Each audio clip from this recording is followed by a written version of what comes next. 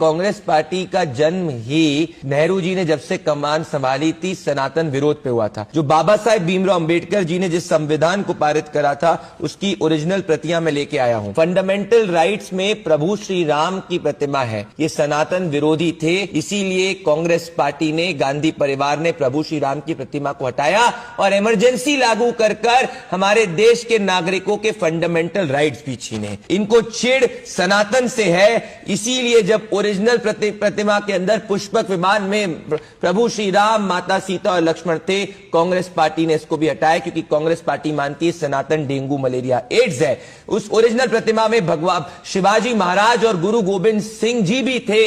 Congress party हमारे cultural heritage से नफरत करती है, वो मुगलों का सम्मान करती है, ना कि छत्रपति शिवाजी जी महाराज का, इसीलिए ये प्रतिमा भी हटाई। कांग्रेस पार्टी गौतम बुद्ध जी के उपदेशों से भी चिढ़ मचाती, उनको चिढ़ होती है, इसीलिए बौद्ध धर्म का प्रचार करते सम्राट अशोक और गौतम बुद्ध दोनों को इस प्रतिमा से हटाया गया। उनको जो दुनिया भर के गीता ज्ञान जिसको आज सुनते हैं, जो स्पिरिचुअलिटी की बात है, जो लाइफ एथिक्स की बात है, भगवान कृष्ण गीता ज्ञान देते हुए ओरिजिनल संविधान की प्रतिमा थे, पर कांग्रेस पार्टी की सोच बिल्कुल ब्रिटिशर वाली सोच थी, इसीलिए उन्होंने इसको भी हटा दिया।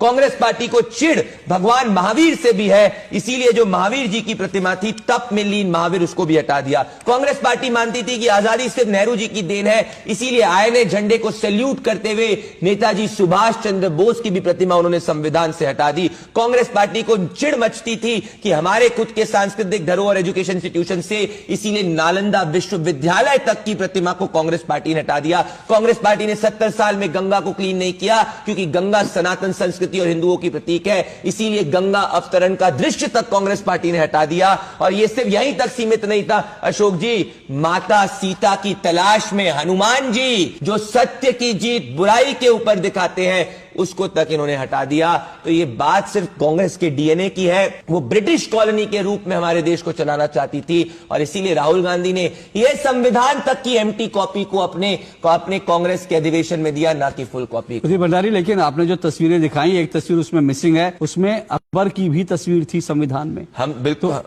तो हम कह रहे हैं होना चाहिए था पूरी तरीके से, पर अकबर की तस्वीर नहीं थी, तैमूर की तस्वीर नहीं थी, और औरंगजेब की तस्वीर नहीं थी। और यही कांग्रेस पार्टी को चिढ़ मच रही थी, क्योंकि कांग्रेस पार्टी के जो उपदेश है वो बाबर, तैमूर, औरंगजेब